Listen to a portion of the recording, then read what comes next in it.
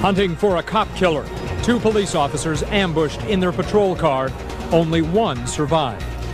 Good evening, everyone. I'm Jeff Michael. And I'm Susan Hirosuna. Their colleagues are calling it barbaric. 2 anti-gang officers shot in cold blood, apparently with no provocation. Police have been all over the neighborhood all day. Jane Yamamoto is live. She's in Long Beach with the very latest. Jane. Well, Jeff, we are at Long Beach Memorial Hospital. It is here where 41-year-old officer Rick Delfin remains in good condition. He's in the intensive care unit. His partner, 33-year-old Daryl Black, was gunned down, died early this morning, marking the first time in 25 years for a Long Beach police officer to be killed in the line of duty. Last night at about 11 o'clock, we had 2 of our Long Beach gang officers. Long Beach Police Chief Jerome Lance fights back his emotions, talking about the deadly, possible ambush-style killing of 33-year-old officer Daryl Black. His 41-year-old partner, Officer Rick Delfin, suffered a gunshot wound to the leg and fragments to the head. Also caught in the crossfire, a 45-year-old woman, 7 months pregnant. She was shot inside her house across the street from the scene. Police say the 2 anti-gang officers were in this car patrolling the 1900 block of Lime Avenue when they were hit with a hail of gunfire, reportedly from an automatic weapon, around 11 o'clock Saturday night. An eyewitness says he saw 3 Hispanic men open fire on the officers. The police car was rolling up behind, and as the police got almost even with the car, they opened fire up on the car, so the police never had a chance. Investigators spent much of Sunday collecting evidence. It's still unknown what set off the shooting. Police say the officers did not return fire. He was a professional, had a great career ahead of him because of the way he did his job. Officer Daryl Black, a 6-year veteran of the Long Beach Police Department, was not married and had spent 4 years as an Orange County Sheriff's deputy before joining the police force. His family members living in Grand Rapids, Michigan, say he was a dedicated officer. He was a good officer. I'm not saying that just because he's my brother. He's the type that, you know, you would want protecting your city, and he was honest. And tonight, still no suspect or suspects. Long Beach Police have set up a hotline number. You see the number on your screen, 1-877-636-3300. Anyone with information that could help police should call. And tonight, police still have no motive, but they have not ruled out the possibility of some sort of retaliation in relation to a gang shooting that occurred in Long Beach 2 days ago. Once again, the officer here in good condition tonight. Live in Long Beach, I'm Jane Yamamoto. Fox 11 News will send it back to you. Thank you, Jane, for that. A Panorama City woman caught in the middle of a possible gang shooting is struggling to survive tonight. Al Naipo is live in Northridge with the latest. Al? Susan, we're outside the LAPD's Devonshire station where tonight the search is on for the suspects. The victim, Maria Quijada, is in critical but stable condition. Neighbors say she stepped outside her home to close a gate, and at that moment, gunfire rang out. Suddenly, Maria Quijada fell to the driveway, bleeding from a gunshot wound. Residents say violence of this sort is rare, at least on this block of Willis in Panorama City. Quite place, you know, it's only like traffic, something like that, but it's not like a gang. At least not until last night. Yeah. Police say it was just before midnight, across the street from Maria Quijada's home. A group of men were seated outside an apartment building when another group of men, thought to be gang members, confronted them. Investigators say the alleged gang members challenged the other men who tried to flee. That's when someone pulled out a gun and started firing. One bullet struck Quijada. She apparently was the only person hit. Neighbors heard the shots but thought it was best to stay inside. Dangerous, you know, they come out, maybe they come back and shoot again or something like that. Come out. Police believe there were 4 suspects in their early to mid-20s dressed in possible gang attire. They apparently fled in a gray 1983 Datsun 280ZX. And police say anyone with any information is urged to contact the LAPD's Devonshire station. Reporting live from Northridge, I'm Al Naipo. Now back to you, Susan. Paul, a very dramatic story here. A robbery attempt at a South Central Los Angeles convenience store has been foiled with deadly force. The incident took place late last night at the AM/PM mini market at the corner of Century and Figueroa. The suspects, who were armed with a sawed-off shotgun, can be seen on the lower screen of this security videotape as they enter the store to buy a beer. But it was merely a ploy to get the clerk to open his register. Seconds later, with only an innocent bystander on camera, the robbers demanded the money. Leave that open. Leave that open. Leave it open. Open the cash. Okay. Open the cash. Open it. Open the cash. Open it. Open the cash. Okay. Oh, now. At that point, a second clerk sneaked up on the suspects, pulled out a .38 caliber handgun, and opened fire. Sit down. Stoop down. Sit down. Stoop down. All right. I'm down, man. I'm down. Stay there, mother. Stay. God damn it, stay. The suspect died at the scene, the other a short time later at the hospital. Police say both men had extensive criminal records. Ironically, this was the second robbery attempt at the market in as many days. However, this time, the robbers paid with their lives. Paul. A Boston teenager charged with killing a high school honor student is locked up tonight. Anthony Robinson pleaded not guilty today. The 17-year-old is accused of gunning down Barrington Nevins last month. Prosecutors say Robinson shot Nevins for his leather jacket. They say Robinson has confessed to the murder. Another teenage suspect has also been arrested. A 22-hour standoff is over, and a Chicago cop is under arrest tonight, charged in a series of sexual assaults. Detective John Somerville barricaded himself inside his Northside home yesterday. He surrendered to his partner just before noon today. Police say Somerville, a 16-year veteran on the force, attacked women during late-night traffic stops. We brought the victims in and we showed them photo displays of all of the detectives we have in the police department, and two of those victims were very precise in identifying Officer Somerville as their attacker. Somerville faces charges of sexual assault, kidnapping, unlawful restraint, and official misconduct. He has been relieved of his police duties. A 23-year-old Waukegan man is in jail tonight, charged with the murder of a North Chicago college student. Mario Tennyson was flown here last night from Georgia, where he was arrested yesterday, or rather on Wednesday. Tennyson is accused of strangling 21-year-old Anna Beverly in her North Chicago home earlier this week. Police in Georgia recovered Beverly's car and some of her jewelry. They believe robbery was the motive for the killing. Tennyson is being held tonight on $750,000 bond. More than $250,000 in jewelry. That was the target of a robbery this afternoon at the St. Francis Hotel on Union Square. The victim, a jewelry salesman who told police he was leaving his hotel room when two men accosted him, forced him back into the room where they then relieved him of more than 20 pounds of gold chains, more than 200 rings and earrings, and two huge diamonds, one 15 carats, the other a dazzling 32 carats. $236,000 in all in gold and jewels, says the salesman, and the bad guys who did it are still very much at large. In the guns. From behind the chair, the National Assembly's Sergeant-at-Arms René Jalbert appears. Jalbert is as calm as Lortie is agitated.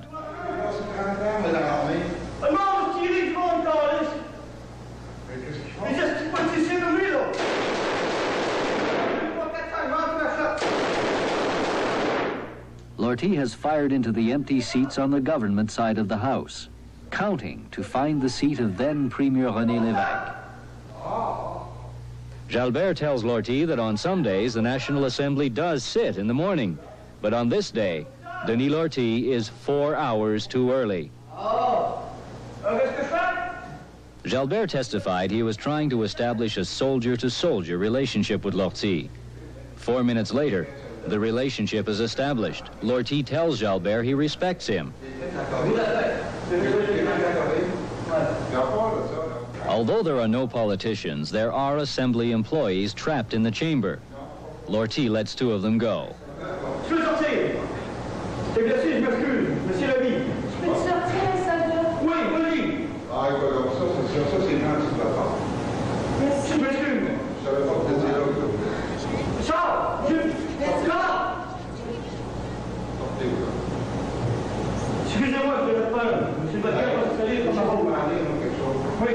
Jalbert persuades Lortie to allow everyone to leave the room.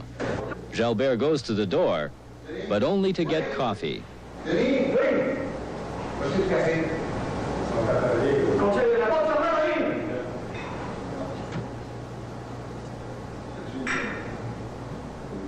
The two men talk, so softly that the microphones can't pick up their conversation. 40 minutes after he arrives, Jalbert is in control. Lortie agrees to go to Jalbert's office. He'll surrender there about 3 hours later. Talk about cool. Well, Lortie was sentenced to life in prison today, and Jalbert was awarded the Cross of Valor. That is Canada's highest award for bravery.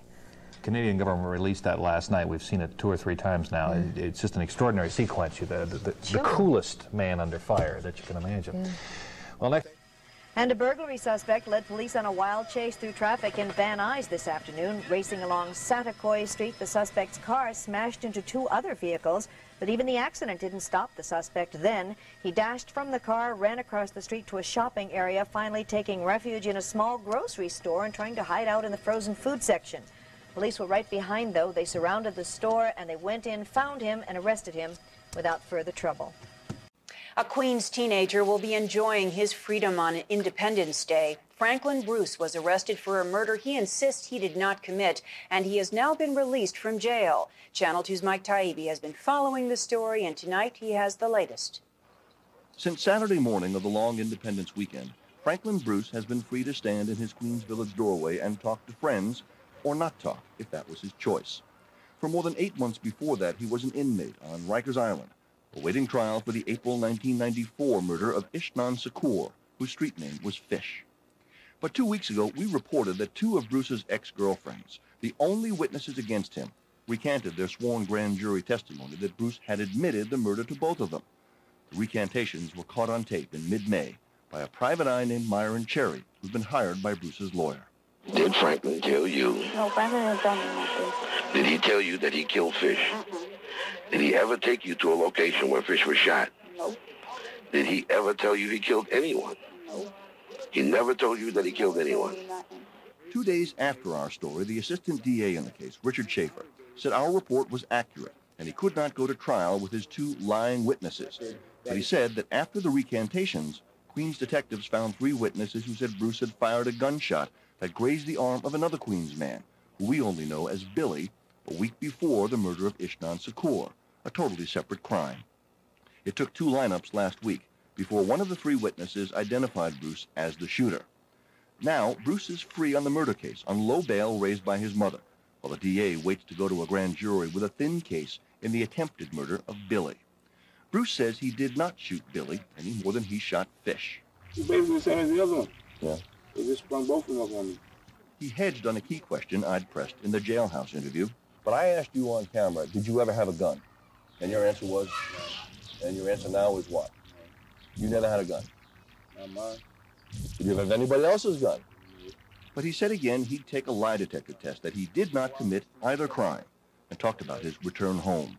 Is it fair to say that you're out of jail right now, but you don't feel completely free? I don't. I feel it's fair to say that. I don't feel completely free. No? I don't know what's going to happen next. Sources tell us the attempted murder case against Franklin Bruce will be presented to a Queens grand jury next Monday. Bruce, who has no criminal record of any kind, tells us he wants to testify before that grand jury, without immunity, of course, and deny any involvement. Mike Taibbi, Channel 2 News. 3 days after Andrew swept through southern Florida, an estimated 180,000 people are still homeless. A dawn-to-dusk curfew is still in effect, and 200 people have already been arrested for looting.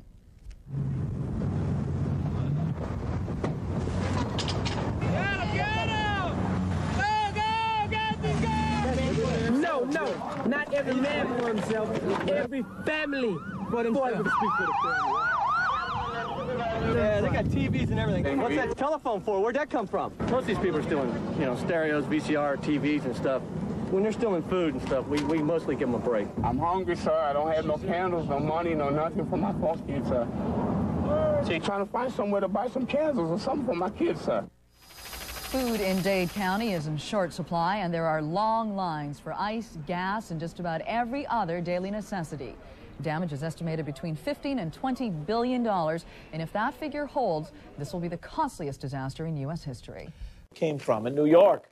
A woman is accused of using her young children as prostitutes just to support her own drug habit. It reportedly happened in a mobile home in Long Island. Police say a woman who lived there was hooked on crack and needed money bad.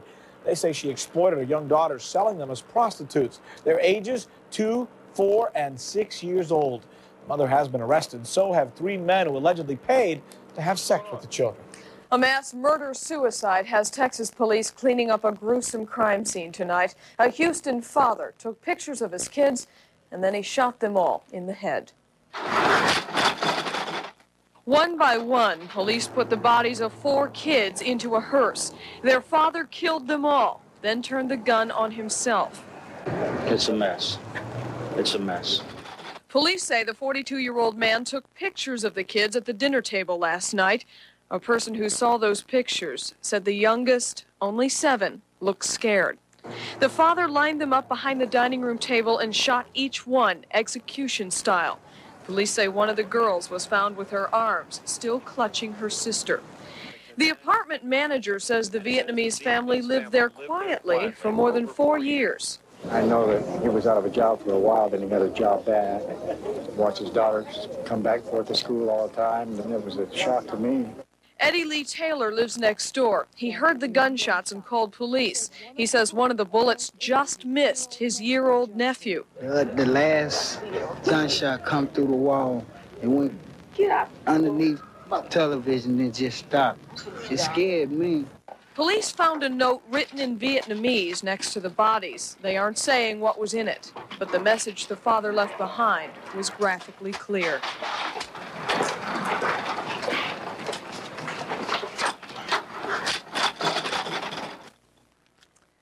Tonight, police still have not released the names of the victims, and there is no word on the whereabouts of the mother.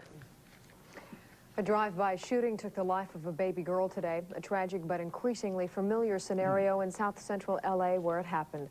Bob Navarro has further details. 19-year-old Michael Haley was driving his baby, 18-month-old Sabrina Haley, to his father's house this morning. He was stopped at a light at 48th and Avalon when 2 men pulled alongside. For neighbors, it was a familiar sound. Oh, a lot of shots. How many? Oh, I'd say maybe 8 or 10. When the shooting stopped, the baby was mortally wounded. Police say the shooting was gang-related, and they're asking for help in locating a 1978 Monte Carlo that stands out. The uniqueness comes where there are several small holes that will, what they actually are slide handle holes used in auto body work. But it could also resemble that of a shotgun pattern. They're very similar in appearance. This vehicle, the remainder of this vehicle, is also that chocolate-colored brown. Police investigators have offered complete confidentiality, even anonymity, for anybody who steps forward with any information. In central Los Angeles, Bob Navarro, Channel 5, News at 10. You've all seen the videotape of the narcotics busts on television where the cops come bursting in with their jumpsuits and jackets, yelling, "Hit the floor," breaking down doors. It seems very dramatic, maybe even a little brutal. It's terrifying. I guarantee you will freeze what you're doing. We have to have some intelligence on the people that are in the house, whether they have weapons or not. Hundreds and hundreds of weapons are confiscated. When the officers leave the station or the detail, they're constantly thinking of what may happen when they get there. The opening door comes down! Is it necessary?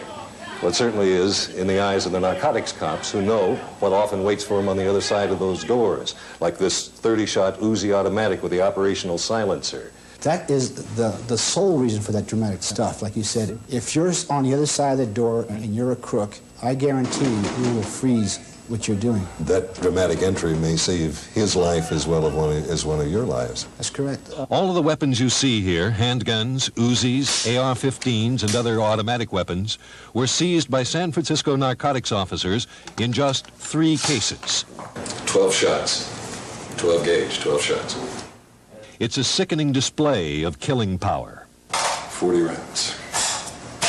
The effectiveness of drug supply interruption is hard to measure, partly because we don't know what the situation would be if there were no efforts to slow the flow. We do know this about supply, a pretty simple equation. When there's more of the stuff around, people use more of it. The lieutenant says his burglary prevention unit's aware of several other areas in San Jose where criminals are trying to take over whole neighborhoods. He says his men are ready to move in and to clean them out as well. Last night, Channel 7's Lee McCarran outlined a new and disturbing development in the long-running saga of Felix Mitchell. Mitchell was the Oakland drug lord who operated the so-called 69 mob, tried and convicted and sentenced for assorted crimes. A few weeks ago, he was murdered. Of course, these are scenes from the funeral that shocked so many people around Oakland and the rest of the country. But at the time of his death, Felix Mitchell's case was on appeal, and a federal law known as the rule of abatement apparently means that Mitchell will be declared innocent in the eyes of the law. The ruling says when a person dies before his appeal is actually heard, the guilty verdict is vacated, thrown out. What has federal prosecutors concerned is that the profits of Mitchell's dealings, his estate, may have to be returned to Mitchell's heirs eventually. They're being held by the government now. Tonight we have Felix Mitchell's court-appointed attorney with us, and we're going to take a look at the law that most of us probably did not know existed at all. Phil Cherney, I think we are not getting it. We have some difficulty? Something called the rule of abatement. Essentially what has federal prosecutors concerned here is they say that because his case was in appeal when in fact he was killed at Leavenworth Federal Prison, they may in fact have to throw out the conviction that originally sent him to that prison, and his attorney, Phil Cherney, is with us now to talk a bit about that. We're sorry about the difficulties we had, Mr. Cherney.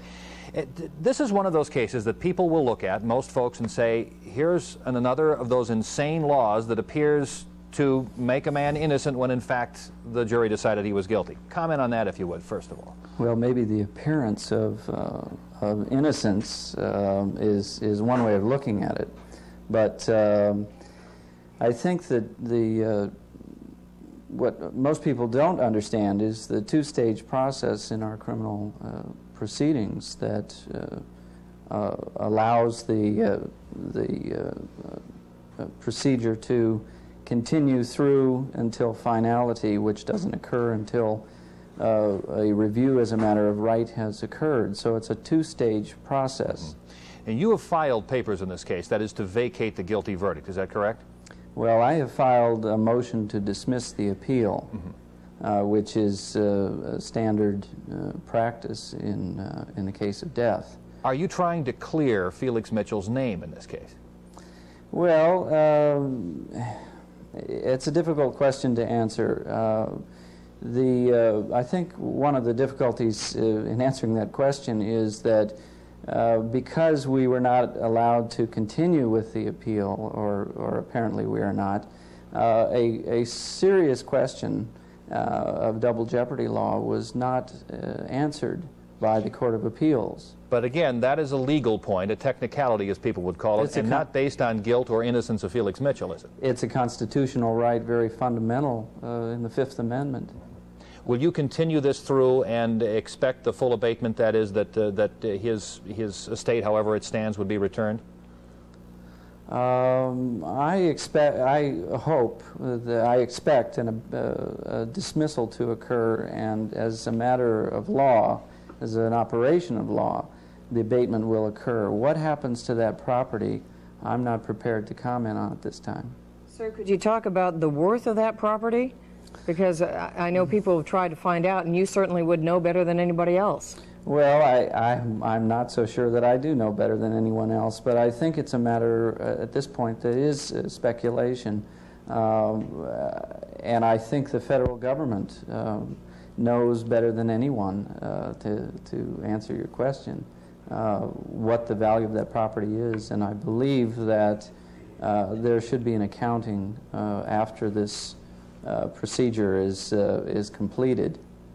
Phil Cherney, and that is Felix Mitchell's attorney. And I ought to point out here, thank you by the way, I should point out that he is a court-appointed attorney. For those people who make judgments about such things, it is important to point that out. He is carrying this through as the law says he should carry it through. So we'll just have to see where it goes. That's true, although there are other laws which may come into play here, which will be interesting to follow up on. That's right. Cash and the drugs. 2 days ago, the task force scored on a big bus with these 187 kilos of cocaine. No weapons have turned up, though. Chief Robert Norman tells why. That the people that we have found were quite trusted members of the ring, and that the information as to where the safe houses were kept to an absolute minimum number of people. And because of that, there was not the threat for rip-offs. Early this morning, detectives searched 2 San Mateo homes, one in San Francisco and this one in Foster City. 5 used kilo wrappers were found here. The packaging is distinctive. Its trademark a picture of Muammar Gaddafi. Federal drug agents think it may have nothing to do with Gaddafi, but a way for dealers to mark and track the cocaine's distribution. According to one investigator, similarly wrapped drugs have appeared in Miami as well as Los Angeles and New Mexico. Task Force investigators say they traced back the rental records and found out that the 5 homes they recently raided were all rented by the same 2 Colombian men. It appears that the drug operation moved into the peninsula area around June the 30th. Police believe San Jose's coke bust yesterday is possibly connected to the ring. Where the entire investigation is going to lead to or where it will end is still up in the air. We have arrested 16 people in connection with the investigation from the outset, but you're not dealing with just one stream of connections. You're going out into several different areas. These 2 Colombian suspects, and maybe others, will be turned over to the feds for prosecution. One detective claims there could be up to 20 more arrests. In San Mateo County, Sherry Hu, Channel 5 Eyewitness News. Drug agents here in the Bay Area are turning over the cash seized today to federal authorities. However, the local police agencies involved may eventually get back up to 90% of that money to be used for future undercover drug buys. Money and drugs. A huge bust today in San Jose. Police in San Jose and federal agents seizing 3.5 pounds of cocaine, $2.3 million in cash. One man was arrested in the bust, 36-year-old James Eisner. Tonight he is being held on drug charges. Police discovered the money and the coke while serving search warrants at 6417 S'more Drive in San Jose. The money was stuffed in cardboard boxes found in 2 cars there.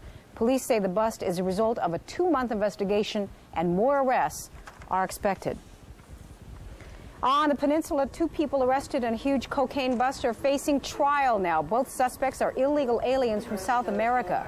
Today's hearing was for Luis Martinez Mejia from Peru. He was picked up Monday after allegedly selling 22 pounds of cocaine to undercover officers. Bail was set at $1 million, and Mejia will be back in court tomorrow to enter a plea. The other suspect in the case is a woman from Colombia who was arrested yesterday at a condominium in Foster City. When the police searched that condo, they found almost 400 pounds of cocaine worth $30 million. Many of the bundles were marked with pictures of Libyan leader Muammar Gaddafi, and investigators still don't know if those pictures have any special meaning. Prosecutors say they will seek federal indictments against the suspects. Federal charges carry a stiffer penalty than state ones. Meanwhile, a year-long undercover sting operation was proclaimed a wild success by San Francisco police today. Officers, in fact, arrested 153 suspects for allegedly selling stolen goods to the cops at a Mission District store. Police say that they were amazed at the array of stolen merchandise. Stereos, or VCRs, or cameras, or guns, or credit cards. We had one gentleman who sold us Cadillacs. The operation worked out of this storefront on Mission Street. Officers Bill Langley of the SFPD and Bob Blazer, a Daly City detective, bought whatever people brought in and recorded the transactions on videotape. They even advertised. In 1 year, they bought $1.6 million worth of merchandise, some for incredibly low prices. Like Monday, I bought an 87 Cadillac four-door sedan with 22,000 miles on it, stolen by both for $150. That was just one of the 24 stolen cars the officers purchased. One suspect even brought in a roofing truck, complete with supplies. The scam worked so well that even when they were arrested, the suspects didn't suspect. We had a gentleman who was in jail, and we were his closest friends, where he called us for bail. One of the suspects arrested, I should say, in the sting operation was a former San Francisco police officer. Police say he was fired from the force in 1984 for alleged drug abuse. Bond in what police believe was an act of retaliation against the residents who cooperated with the police. News Center 4's Linda Yee reports. Police say 3 Molotov cocktails were thrown, 2 into a window which set the living room rug on fire. A third one left the front door in flames. Susan Finnegan and her family were asleep. I got up and I saw the front door here was really on fire because one of the cocktails landed outside the door. Finnegan is one of many neighbors who in recent months have helped police identify drug dealers in the area. Nearby Dolores Park is a hotbed of suspicious activity. On any given day, drug dealers openly sell marijuana and cocaine. Neighbors fed up with the dealing have declared war. Finnegan says she's paying for it. I think it's retaliation. Because you always report drug activity in your neighborhood? I and many people around here do, but yeah, there was one incident the other day that I think just provoked it. Because of the firebombing, Finnegan will have 24-hour police protection, and officers plan to step up their patrols of the park. When we see people just loitering around or, you know, doing things that are related to narcotics activity, stopping them, finding out who they are, yeah, that type of stuff. But they admit it won't be easy. Police say they are frustrated, too. They recently arrested 30 people in a drug sweep of the park, but within a half an hour, 30 others replaced them. Finnegan says she's not being scared off, but because she's a daycare operator, she'll have to move. Neighbors were shocked at the boldness of the attack, and they were mad.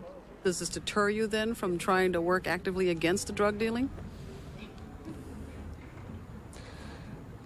No, it makes me really angry that my neighbor gets, violence against them and that they, might have to leave. Neighbors say they'll stay and fight. In San Francisco, Linda Yee, News Center 4. Of crack cocaine sales, 8th Avenue is a danger zone.